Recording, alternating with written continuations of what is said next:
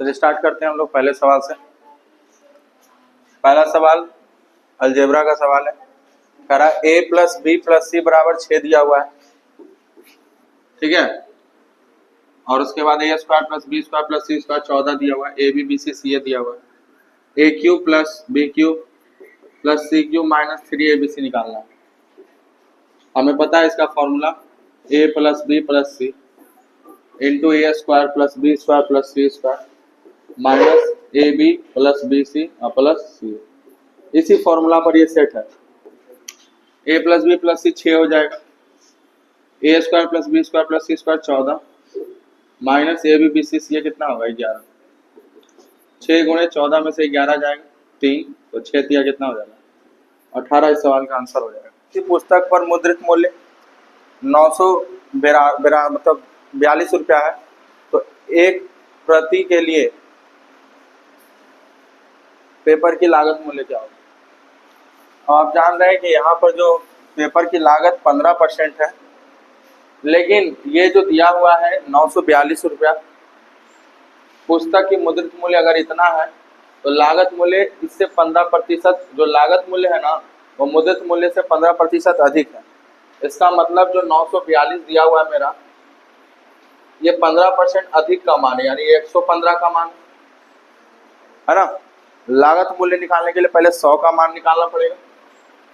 उसके बाद हम जान रहे हैं कि जो लागत मूल्य होता है वो प्रति पेपर के लिए कितना रुपया ये हमसे पूछ रहा है, और जो लागत मूल्य है वो पेपर का वो कितना परसेंट 15%, तो इसका कितना परसेंट निकालना पड़ेगा 15% निकालना पड़ेगा। 100 से 100 कट गया, 5 से काट दीजिए 3 बार में, 5 से काट दीजिए 23 बार में, 3 से मल्टीप्लाई कर दीजिए इसको, 3 दूनी 6, 4 तिया 12, 9 तिया 27 और 1 28 हो गया नहीं। और इसको 23 से भाग लगा दीजिए, 23 से भाग लगाइएगा, 1 बार में जाएगा 6 बचेगा, उसके बाद 2 बार में जाएगा। ऑप्शन में एक ही है 122.9 रुपया, यही सवाल का आंसर हो जाएगा। ऑप्शन नंबर सी सवाल का आंसर हो जाएगा, ठीक है। चलिए आगे बढ़ते हैं हम लोग। अगला जो सवाल है वो भी एक पैटर्न पर, फिक्स पैटर्न पर सवाल है, जैसा कि हम आपको बता चुके हैं ऐसा पैटर्न को, है ना। ये सवाल कर रहा है, इसको सरल करना है।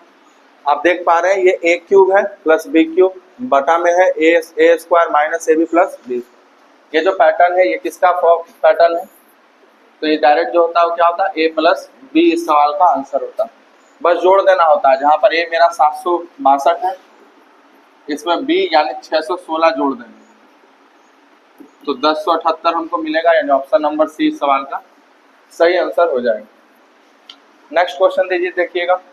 कह रहा है कि यदि दो समरूप त्रिभुज, समरूप मतलब सिमिलर त्रिभुज है, उसका भुजा का अनुपात दिया हुआ, क्षेत्रफल का अनुपात पूछ रहा है। तो कितनी बार बता चुके हैं कि जो क्षेत्रफल का अनुपात होता है वो भुजा के अनुपात के स्क्वायर के बराबर होता है, यानी कितना हो जाएगा 3/2, यानी ऑप्शन नंबर डी इस सवाल का सही आंसर होगा, है ना, 3:2।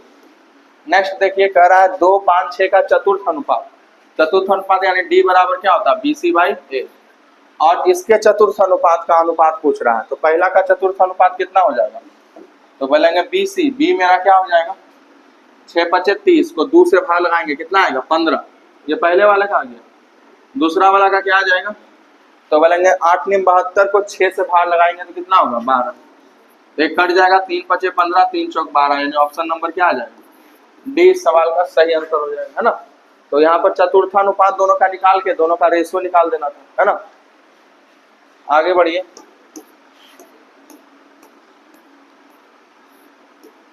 छह नंबर सवाल देखिए क्या कह रहा है। त्रिभुज PQR जो कि Q पर समकोण है, Q पर समकोण है, ठीक है।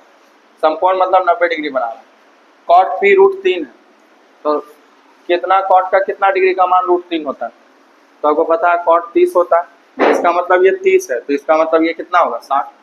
अब आपसे sin P पूछ रहा है, तो sin P कितना होगा, तो sin P बोले तो sin 30 कितना होता है 1/2, यानी ऑप्शन नंबर ए सवाल का क्या हो जाएगा आंसर। अगर sin R पूछता तब हम ज़्यादा सोचते भी, इतना फिगर बनाने का जरूरत नहीं था, सीधे हम करते हैं कॉट पी √3 है, इसका मतलब पी का मान कितना डिग्री है, 30 डिग्री है ना। कॉट का मान कॉट पी अगर √3 है, इसका मतलब पी का मान कितना डिग्री है, 30 डिग्री। तो यहाँ पर क्या हो जाएगा, साइन पी कितना होगा, साइन 30 कितना होगा, 1/2। चलिए नेक्स्ट क्वेश्चन देखिए, दो संख्या दिया हुआ है 2040 और 391, उसका एचसीएफ पूछ रहा है। अब ध्यान दो यहाँ पर इन क्वेश्चन में एलसीएम एचसीएफ बारे में हम पहले भी आपको बताए हुए हैं कि आप ऑप्शन पर ध्यान दीजिए। अब देखो ये दोनों का अगर आपको एचसीएफ पूछ रहा है तो ये आप देख रहे हैं ये कैसा नंबर है, ऑड नंबर, तो इवन तो कभी इसका एचसीएफ हो नहीं सकता। अब देखो यहाँ पर हम देख रहे हैं कि 21 अगर एचसीएफ होता तो इसको 3 से कटना चाहिए था, बट 3 से 391 नहीं कट रहा है, इसका मतलब इसका आंसर क्या हो जाएगा, 17, यानी इसका एचसीएफ कितना होगा, 17। तो आप एचसीएफ जरूरी नहीं है इसे क्वेश्चन में निकालें, आप ऑप्शन से बना सकते हैं। नेक्स्ट क्वेश्चन देखिए, कह रहा है कि 36 मीटर लंबाई, 18 मीटर चौड़ाई, 9 मीटर ऊंचाई वाला एक घनाभ को पिघलाकर एक घन में बदल दिया जाता है। तो आप जानते हैं कि घन में बदल दिया जा रहा है जब भी, तो वॉल्यूम दोनों का क्या होता है, सेम होता है। यानी हम कह सकते हैं L × B × H बराबर क्या होगा, A³ होगा, है ना। तो L कितना दिया हुआ है, 36, और उसी तरह 18, और फिर क्या दिया हुआ, 9। तो ये A³ का मान है, तो A का मान कितना हो जाएगा, तो इसका क्यूब रूट करना पड़ेगा हमको, है ना। तो आप जानते हैं 18 में आपको 6 मिल जाएगा, 3 मिल जाएगा, और यहाँ पर 9 तो है ही है। तो 6 यहाँ 2 को 6, यहाँ 1 को 6 है, तो इसका क्यूब रूट करेंगे तो 1 6 निकल जाएगा। और 9 में 2 को 3 है, 1 को 3 यहाँ है, तो 1 को 3 भी निकल जाएगा। तो A का मान कितना आएगा, 6 × 18। तो अगर ये A का मान है तो आप जानते हैं कि अगर आपसे विकर्ण यानी डायगोनल पूछ रहा है तो डायगोनल क्या होता है, √3a होता है। किसी भी क्यूब का जो डायगोनल होता है वो कितना होता है, √3a। तो A मेरा 18 आया है, तो डायगोनल कितना होगा, 18√3 होगा ना। चलिए आगे बढ़िए, नेक्स्ट क्वेश्चन देखिए क्या कह रहा है, k⁴ + 1/k⁴ बराबर 194 दिया हुआ है, और आपसे पूछ रहा है k³ + 1/k³। तो इसको निकालने के लिए आपको क्या चाहिए, k + 1/k चाहिए, इसका होल क्यूब कीजिएगा, -3 × k + 1/2, यही तरीका होता है। तो ये निकालने के लिए पहले आपको यहाँ से पीछे जाना पड़ेगा, और 2 बार पीछे जाना पड़ेगा। और पीछे जाने के लिए हम लोग क्या करते हैं, 2 जोड़ के रूट करते हैं। तो 196 में 2 जोड़ेंगे तो कितना होगा, 196। 194 में 2 जोड़ेंगे तो 196 होगा, 196 का रूट 14 होगा, फिर 14 में 2 जोड़ेंगे तो 16 होगा, 16 का रूट कितना होगा, 4।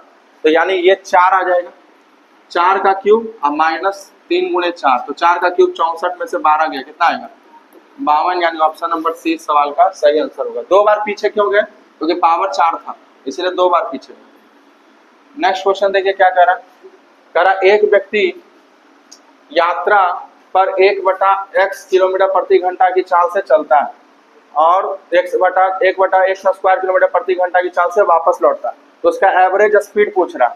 तो आपको एवरेज स्पीड बताए थे, जब डिस्टेंस सेम हो तो एवरेज स्पीड क्या होता है, 2xy/x + y, जहाँ x और y क्या होता है, स्पीड होता है।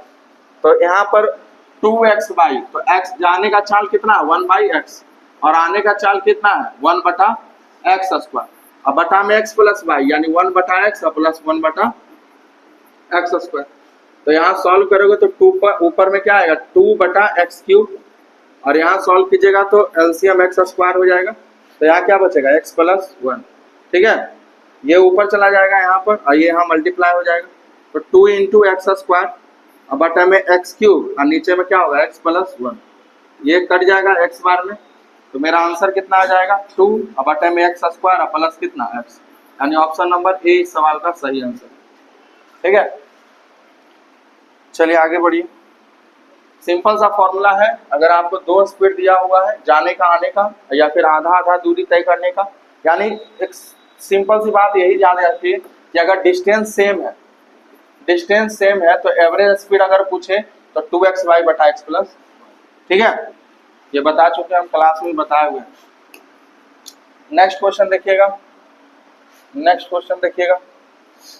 अगला जो सवाल है, इस सवाल में ध्यान दीजिए। यहाँ पर अगर आप ध्यान से देखेंगे तो यहाँ पर इसका मान पूछ रहा है। जब इस ब्रैकेट को खोलिएगा, पहले तो यहाँ देखो a + b + c का होल स्क्वायर कीजिएगा तो क्या आएगा, a² + b² + c² + 2 × ab + bc + सी आएगा, और यहाँ पर माइनस ए स्क्वायर माइनस बी स्क्वायर और माइनस क्या सी स्क्वायर, ये तीनों कट जाएगा, बचेगा केवल क्या 2 into A B plus B C plus C, यानी ऑप्शन नंबर डी इस सवाल का सही आंसर हो जाएगा। केवल आपको फॉर्मूला याद होना चाहिए था। उसके बाद क्या करा, एक आदमी 14 किलोमीटर प्रति घंटा की चाल से चल रहा है, प्रत्येक किलोमीटर के बाद वो 7 मिनट आराम करता है। 14 के रफ्तार से चल रहा है, प्रत्येक किलोमीटर के बाद 7 मिनट आराम करता है। तो आपसे पूछ रहा है 7 किलोमीटर की दूरी तय करने में कितना समय लेगा। तो 14 किलोमीटर 1 घंटा में, क्योंकि प्रति घंटा 14 किलोमीटर, तो 1 घंटा में 14 किलोमीटर, तो 7 किलोमीटर चलने में वो कितना मिनट लेगा, 30 मिनट, 30 मिनट लेगा, यानी आधा घंटा। उसके बाद हर किलोमीटर के बाद वो कितना मिनट का आराम ले रहा, 7 मिनट का। तो 1 2 किलोमीटर में 7, 3 किलोमीटर में 7, 4 किलोमीटर 7, फिर 5 में 7 और फिर 6 में 7। लेकिन जब पहुंच गया होगा 7 किलोमीटर तो फिर वो आराम नहीं करेगा। तो टोटल कितनी बार आराम किया, तो बोलेंगे 7 मिनट का आराम टोटल 6 बार किया। तो 30 मिनट इधर और 7 6 42 मिनट इधर, टोटल कितना हो जाएगा, तो बोलेंगे टोटल हो जाएगा मेरा 72 मिनट। और 72 मिनट मतलब क्या होता है, 1 घंटा और 12 मिनट को अगर घंटा में बदलेंगे तो 1/5 आएगा, यानी 1/1/5, यानी ऑप्शन नंबर कितना आ जाएगा, डी इस सवाल का क्या होगा, सही आंसर होगा। ठीक है, बढ़िया है।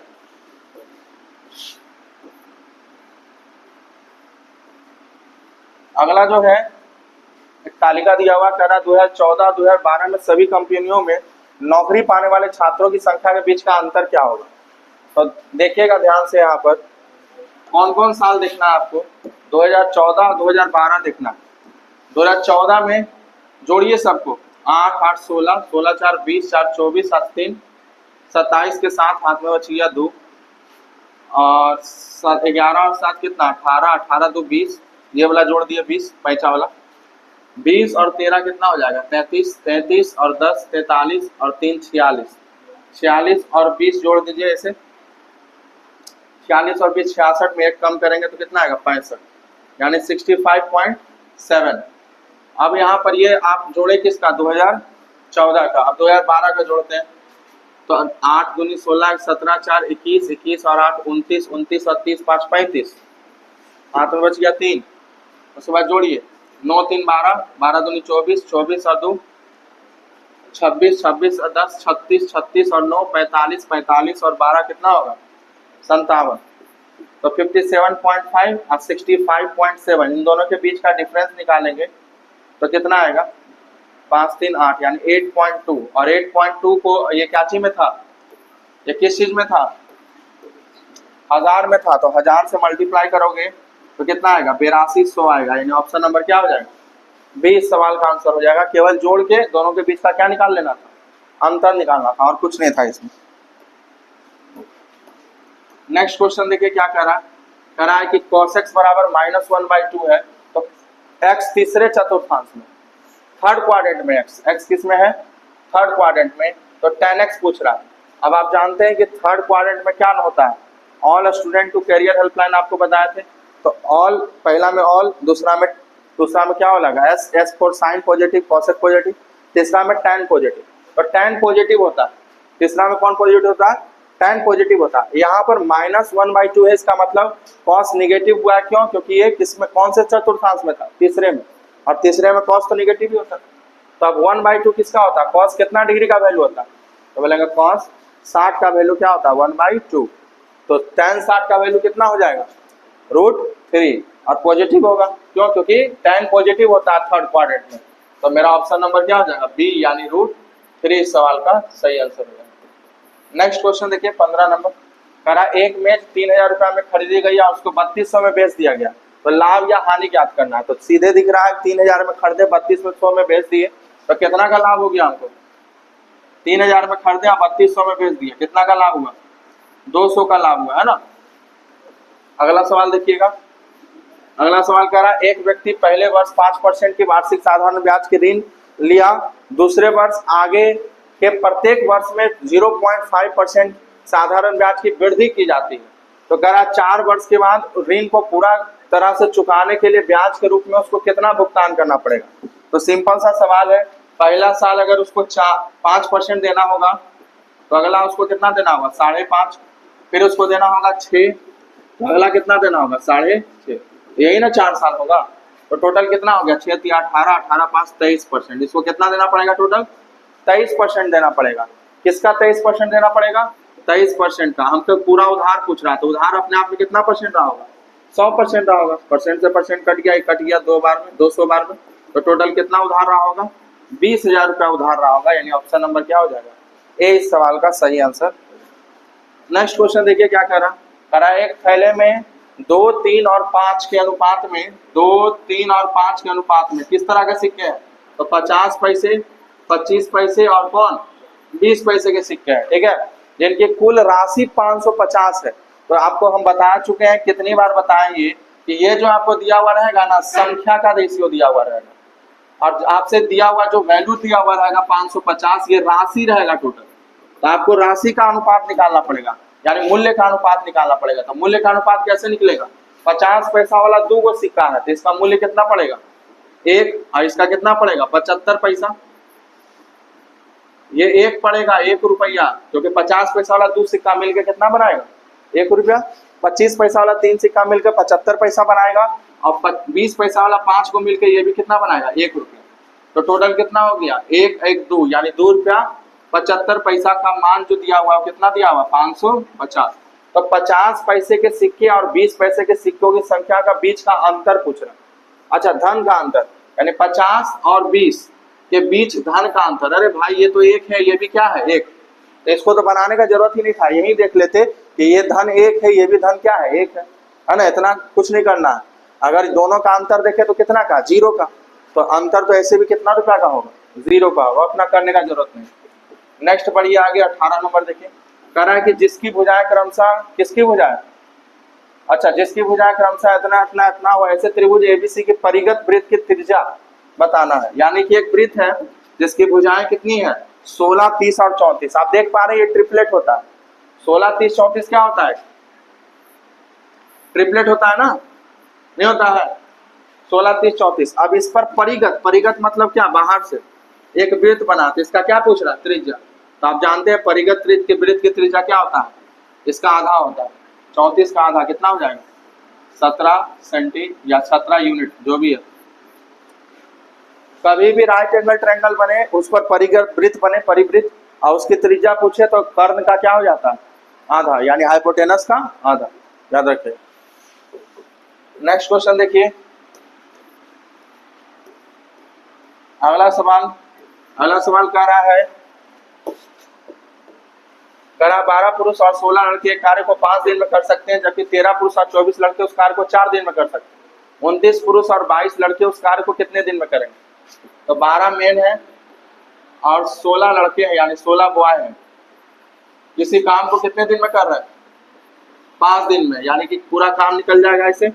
उसके बाद क्या कहा कि 13 मेन है और 24 बॉय हैं, तो पूरे काम को कितने दिन में कर रहे हैं 4 दिन में। तो यहाँ से आप रेशियो निकाल लीजिए पहले, 12 पंजे 60, 16 पचे 80, बराबर है 13 चौका 52 और 24 चौक 96, तो ये निकल जाएगा आपका। अब घटा दीजिएगा, 8 मैन बराबर कितना आ जाएगा 16 बॉय, कट जाएगा 2 बार में, यानी 1 मैन बराबर कितना बॉय 2 बॉय। अब आपसे किससे करवाना है 29 मैन से करवाना है और 2 को बॉय से 22 को बॉय से करवाना है, कितना दिन लेगा। तो आप देख लीजिए किसमें सहूलियत है बदलने में आपको। अगर हम मेन में बदल देते हैं, सबको मेन में बदल देते हैं, तो अगर इस इक्वेशन में देखें कि 12 मेन और 16 बॉय को मेन में बदलेंगे तो कितना मेन हो जाएगा 8 मेन, क्योंकि 1 मेन बराबर 2 बॉय है, तो 1 बॉय बराबर आधा मेन, तो 16 का आधा कितना 8। किस काम को कितने दिन में कर रहे हैं 5 दिन में, तो 12 और 8 कितना होता है 20 आदमी, इसका मतलब हुआ 20 आदमी। 20 आदमी कितने दिन में कर रहा है 5 दिन में। तो इस बॉय को भी अगर आप मेन में बदलेंगे तो 22 का आधा करना पड़ेगा, यानी कितना होगा 11, तो 29 1 30 10 40, यानी 40 मैन कितने दिन में करेगा। तो 20 मैन 5 दिन में कर रहा है, तो 40 मैन आधा समय में करेगा इसका, यानी 2.5 दिन में करेगा। कितने दिन में करेगा 2.5 दिन में। अगर 20 मैन 5 दिन में कर रहा है तो 40 मैन कितने दिन में करेगा 2.5 दिन में करेगा, आधा दिन में करेगा। चलिए नेक्स्ट क्वेश्चन कह रहा है कि यदि किसी घन के एक पृष्ठ का परिमाप 40 सेंटीमीटर है, पृष्ठ मतलब एक फेस का परिमाप 40 सेंटीमीटर, तो घन का फेस क्या होता है 4 इंटू साइड, ये कितना दिया हुआ है 40, तो साइड यहाँ से कितना निकलेगा 10, तो इसका वॉल्यूम पूछ रहा है, तो वॉल्यूम क्या होता है साइड का क्यूब, तो साइड का क्यूब कर देंगे यानी 10 का क्यूब कितना हो जाएगा 1000, ऑप्शन नंबर सी इस सवाल का आंसर होगा।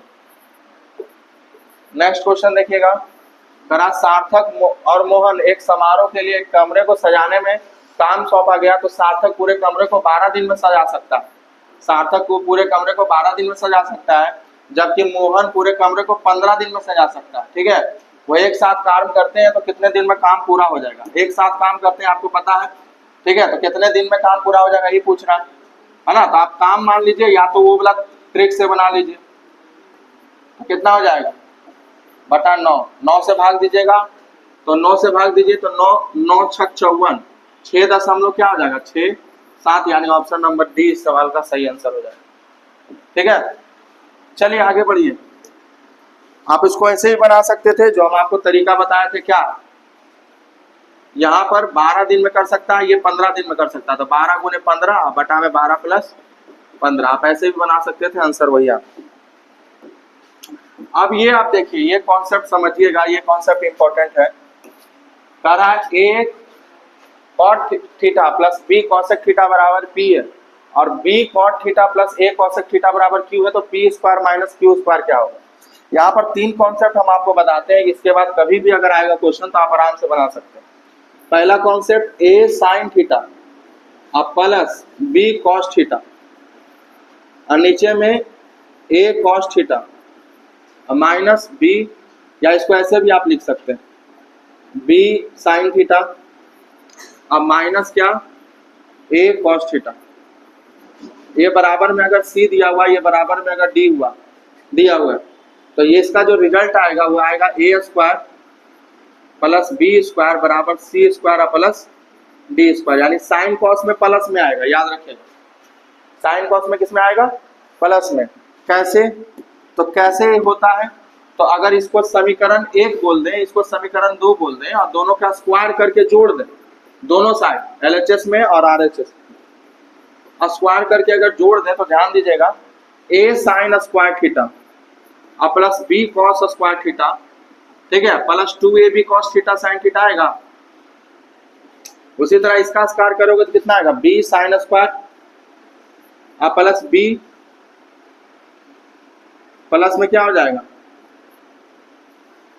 ए स्क्वायर बी साइन स्क्वायर हो गया, B square sine square, A square cos square और minus 2ab sine into cos, अब बराबर इधर क्या होगा sine square plus C square plus D square, ये दोनों क्या हो जाएगा कट जाएगा। अब यहाँ ध्यान से देखिए ए साइन स्क्वायर ए कॉस स्क्वायर, ये दोनों को साथ में लीजिएगा, ये दोनों स्क्वायर होगा जी, स्क्वायर करके जोड़ रहे हैं ना, तो ये दोनों को साथ में लीजिएगा तो ए स्क्वायर कॉमन हो जाएगा, तो साइन स्क्वायर प्लस क्या आएगा कॉस स्क्वायर। ठीक है, उसी तरह से इसको दोनों को साथ में लीजिएगा, इसको तो बी स्क्वायर कॉमन होगा तो क्या आएगा sine square plus cos square, तो यहाँ तो 1 हो जाएगा, यहाँ भी 1 हो जाएगा, तो क्या आएगा ए स्क्वायर प्लस बी स्क्वायर बराबर क्या सी स्क्वायर और प्लस क्या डी स्क्वायर। तो ये रिजल्ट याद रखिएगा, अगर ऐसा हो कभी भी, अगर ये दिया हो ऐसे में दिया हो, तो आप बोले सी स्क्वायर प्लस डी स्क्वायर बराबर क्या होगा, तो सी स्क्वायर प्लस डी स्क्वायर बराबर क्या होगा ए स्क्वायर प्लस बी स्क्वायर। ठीक है, साइन के केस में। लेकिन अगर यही चीज अगर मान लिया जाए इसमें हो या फिर वो वहां पर सेक वाले में, सेक और टैन वाले में, तो ध्यान रखिएगा ऐसे ए कॉसेक थीटा माइनस हो सकता है या प्लस, दोनों हो सकता है, बी कॉट थीटा बराबर सी, और इधर पर यहाँ क्या रहेगा है ना, या तो ऐसे लिखिए और या तो उलट दीजिए, आपकी मर्जी। तो उलट दीजिएगा तो कैसे हो जाएगा, या सीधे लिखे ना बी कॉसेक थीटा, माइनस ही रहेगा, माइनस ऊपर है तो नीचे भी माइनस, और ऊपर प्लस है तो नीचे भी प्लस, दोनों रह सकता है, और इधर पर क्या होगा ए कॉट थीटा बराबर क्या दिया होगा डी, तो ए स्क्वायर माइनस बी स्क्वायर बराबर क्या होगा सी स्क्वायर और माइनस बी स्क्वायर। इस बार हम लोग क्या करते हैं, इस बार हम लोग दोनों को स्क्वायर करके घटा देते हैं, स्क्वायर करके क्या कर देते हैं घटा देते हैं, जोड़ते नहीं, इस बार क्या कर देते हैं घटा देते हैं। आप चेक कीजिएगा घर पर, आ जाएगा आंसर।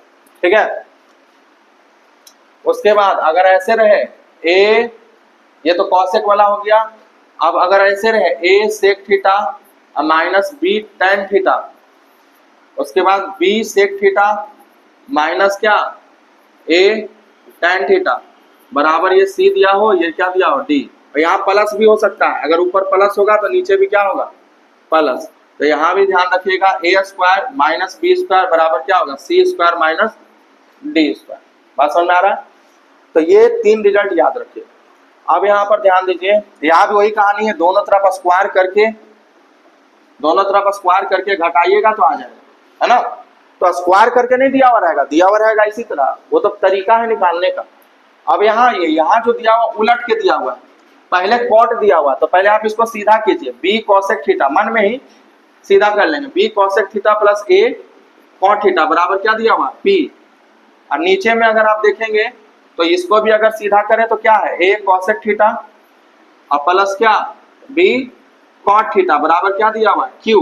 तो हमसे पूछ रहा है कि P square minus Q square बराबर क्या होगा, तो आप जानते हैं ना इसका स्क्वायर माइनस इसका, यहाँ उल्टा दिया हुआ, यहाँ हम लोग लिए क्या ए बी और यहाँ क्या दिया हुआ बी ए। तो आंसर क्या आएगा बी स्क्वायर माइनस ए स्क्वायर, ना कि ए स्क्वायर माइनस बी स्क्वायर, उल्टा आएगा आंसर।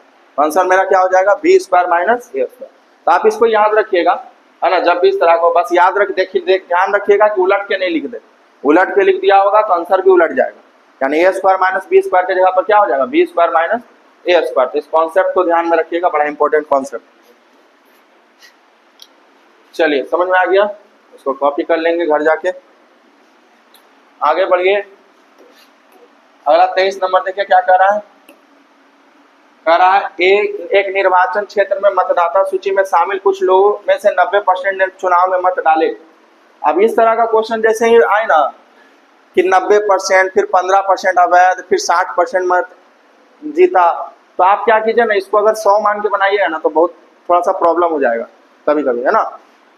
तो यहाँ पर आप क्या कीजिए ना रेशियो मेथड से बना दीजिए इसको। रेशियो मेथड से कैसे बनाएंगे, या फिर पूरे मत को x मान के बना दीजिए, दोनों से बना सकते हैं, सीरीज मेथड से भी बना सकते हैं। ये पूरा मत अगर x है तो उसमें 90% ने अपना मत डाला, तो 90% मतलब क्या 9/10 ने मत डाला, 9/10। अब उस डाले गए मत में भी 15% अवैध हो गए, तो 15% का मतलब क्या होता है 3/20, यानी 20 में 3 अवैध हो गए, तो वैध कितना होगा 17/20। अभी डाले गए वैध मत में भी जीतने वाले को कितना मिला 60%, और कितना मत से जीता, यदि जीतने वाले ने इतना वैध मत प्राप्त जीता नहीं इतना प्राप्त किया, और प्राप्त कितना % किया है 60%, तो हम सीधे 60% कर देंगे। तो 60% कितना होता है 3/5, जो कि कितना के बराबर है, इतने के बराबर है ना। पहले देखो समझो, पहले 90% वोट दिया, टोटल वोटर में से कितना वोट दिया 90%, और जो वोट दिया उसमें भी 15% वोट इनवैलिड हो गया, तो 85% वैलिड होगा। और वैलिड वोट में भी जीतने वाला को कितना मिला है 60%, तो 60% निकाल दिए, जो कि कितना के बराबर है इतना के बराबर। अब इसको बस काट दीजिए, 9 से काट दीजिए, फिर इसको काट दीजिए आप 9 से 102 बार में, और फिर 7 17 से काट दीजिए, 6 बार में कट जाएगा 600, और फिर 3 से कट जाएगा 200 बार में। तो यहाँ से इसको गुना कर दीजिए, 5 दूनी 10, यानी यहाँ 1000 आ जाए, 1000 यानी x बराबर क्या होगा 1000 गुना होगा उधर, तो 200 तो ऑलरेडी है, 1000 और, यानी टोटल कितना वोट रहा होगा 2 लाख। टोटल कितना वोट रहा होगा 2 लाख वोट रहा होगा, ठीक है। तो इस तरीके से बनाइएगा तो बहुत जल्दी बन जाएगा। उसके बाद देखिए नेक्स्ट क्वेश्चन क्या कर रहा है, 16 सेंटीमीटर और 8 सेंटीमीटर त्रिज्या वाले 2 वृत्त एक केंद्र के बीच की दूरी 26 सेंटीमीटर। अच्छा 2 वृत्त है, दोनों के केंद्र के बीच की दूरी जो है वो 26 सेंटीमीटर, और इसकी त्रिज्या कितनी है 16 और 8। तो कह रहा दोनों के उभयनिष्ठ अनुप्रस्थ स्पर्श रेखा, यानी कि डायरेक्ट कॉमन टेंजेंट का लेंथ निकालना है। तो इसका जो फॉर्मूला हम आपको बता चुके हैं, क्या करते हैं दोनों के बीच के डिस्टेंस यानी 26 का क्या स्क्वायर, और माइनस दोनों के रेडियस का डिफरेंस का स्क्वायर। अगर डायरेक्ट कॉमन टेंजेंट पूछे और ट्रांसवर्स पूछे तो दोनों के रेडियस के सम का स्क्वायर घटाते हैं। तो डिफरेंस का स्क्वायर यानी 16 में से 8 गया, कितना बचेगा 8, यानी कि 26 का स्क्वायर कितना होता है 676, इसमें घटा देंगे क्या 64 घटा देंगे तो कितना आएगा 6 612। अब 612 का रूट कीजिए, कितना निकलेगा? 612 को देखेंगे तो 4 गुणे क्या, 4 एकम 4 और 5 चौक 20 और 4 तिया 12, यानी कि 2 रूट 153, यानी ऑप्शन नंबर क्या हो जाएगा? ये सवाल का क्या हो जाएगा? सही आंसर हो जाएगा। नेक्स्ट क्वेश्चन देखिए, कह रहा है कि 45 रुपए प्रति किलोग्राम के मूल्य वाली चावल की एक किस्म के साथ एक निश्चित मूल्य वाली चावल की एक दूसरी किस्म को 3:2 के अनुपात में मिलाई जाती है। यदि इस प्रकार बने मिश्रण का मूल्य कितना है? 50 है। तो दूसरे किस्म के चावल के प्रति किलोग्राम के मूल्य की गणना करें। देखो दूसरा का पूछ रहा है इस बार। यहाँ भी हम देख रहे हैं कि दो चीज को मिला रहा है, तो बस जहां भी मिलाए दो तरह के चीज को, दोनों को मिलाने के बाद का भी रेट पता हो तो एलिगेशन लगाते हैं भाई, सीधे एलिगेशन लगाएंगे। पहला का मूल्य कितना है? 45। दूसरा का मूल्य नहीं पता, लेकिन मिलाने पर कितना मूल्य आ रहा है? 50। और दोनों को मिला किस रेशियो में रहे? 3 और 2। अब आप जानते हैं कि 50 में से 45 गया, कितना आ रहा है? 5। अब ये 5 इधर आ रहा है, लेकिन यहाँ क्या दिया हुआ? 2। तो 2 का मान 5, तो 1 का मान कितना? 2.5। अब 1 का मान 2.5, तो 3 का मान कितना? 7.5। अब 7.5 देखो, 45 में 50 घटाए थे तो जाहिर सी बात है कि x में 50 घटाए होंगे, है ना? 50 में 45 घटाए थे, तो अब किस में घटाएंगे? x में। तो x इससे क्या रहा होगा? ज्यादा। कितना ज्यादा? तो 7.5। तो 7.5 जोड़ दीजिए, यानी कितना होगा? 57.5। यानी जो दूसरे किस्म का चावल है उसका रेट क्या रहेगा? 57.5। ठीक है। तो इस तरह से आप लोग जो है थोड़ा सा, आज का सेट जो थोड़ा सा इजी टाइप का था, इजी मॉडरेट था, तो ज़्यादा समझाने वाली चीज़ नहीं थी, आप भी बना लिए होंगे इसको। ठीक है। और जो वीडियो देखते हैं वो क्वेश्चन को पॉज करेंगे फिर बनाएंगे। आज के लिए इतना ही।